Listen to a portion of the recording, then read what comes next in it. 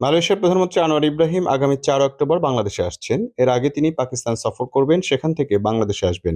সবকিছু ঠিক থাকলে সামনের মাসের প্রথম সপ্তাহে বাংলাদেশ সফর করবেন বলে কূটনৈতিক সূত্রে জানা গেছে। অন্তর্বর্তী সরকার প্রধান নোবেল বিজয়ী ডক্টর মোহাম্মদ ইউনূস ও রাষ্ট্রপতির সঙ্গে সাক্ষাৎ করবেন বলে মালয়েশিয়াস্থ বাংলাদেশ হাইকমিশনের একটি সূত্রে জানা গেছে।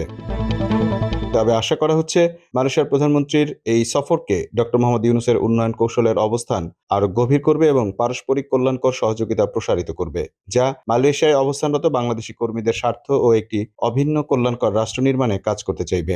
বাংলাদেশের পট পরিবর্তনের পর গত 14 আগস্ট মালয়েশিয়ার প্রধানমন্ত্রী আনোয়ার ইব্রাহিম খুব দ্রুত বাংলাদেশ সফরের ইচ্ছা প্রকাশ করেছিলেন। সে সময় অন্তর্বর্তী সরকারের প্রধান উপদেষ্টা ডক্টর মোহাম্মদ ইউনূসকে মালয়েশিয়ার প্রধানমন্ত্রী ব্যক্তিগতভাবে অভিনন্দন জানাতে ফোন করে এই ইচ্ছা ব্যক্ত করেছিলেন। উল্লেখ্য, Anwar Ibrahim Malaysian Islamic youth movement এর সভাপতি থাকাকালীন সময়ে ১৯৮১ সালে ছাত্র শিবিরের জাতীয় কর্মী সম্মেলনে বিশেষ অতিথি হিসেবে যোগ দিয়েছিলেন এবং ওই সময়ে প্রথম তিনি বাংলাদেশ সফর করেন। মালয়েশিয়ার প্রধানমন্ত্রী আনোয়ার ইব্রাহিম আগামী ৪ অক্টোবর বাংলাদেশে আসছেন। এর আগে তিনি পাকিস্তান সফর করবেন, সেখান থেকে বাংলাদেশে আসবেন। সবকিছু ঠিক থাকলে সামনের মাসের প্রথম সপ্তাহে বাংলাদেশ সফর করবেন বলে কূটনৈতিক সূত্রে জানা গেছে।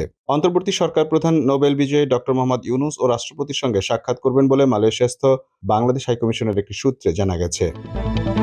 তবে আশা করা হচ্ছে মালয়েশিয়ার প্রধানমন্ত্রীর এই সফরকে ডক্টর মোহাম্মদ ইউনূসের উন্নয়ন কৌশলের অবস্থান আরো গভীর করবে এবং পারস্পরিক কল্যাণকর সহযোগিতা প্রসারিত করবে, যা মালয়েশিয়ায় অবস্থানরত বাংলাদেশি কর্মীদের স্বার্থ ও একটি অভিন্ন কল্যাণকর রাষ্ট্র নির্মাণে কাজ করতে চাইবে।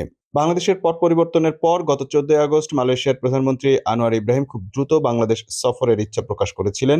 সে সময় অন্তর্বর্তী সরকারের প্রধান উপদেষ্টা ডক্টর মোহাম্মদ ইউনূসকে মালয়েশিয়ার প্রধানমন্ত্রী ব্যক্তিগতভাবে অভিনন্দন জানাতে ফোন করে এই ইচ্ছা ব্যক্ত করেছিলেন। উল্লেখ্য, Anwar Ibrahim Malaysian Islamic youth movement এর সভাপতি থাকাকালীন সময়ে ১৯৮১ সালে ছাত্র শিবিরের জাতীয় কর্মী সম্মেলনে বিশেষ অতিথি হিসেবে যোগ দিয়েছিলেন এবং ওই সময়ে প্রথম তিনি বাংলাদেশ সফর করেন।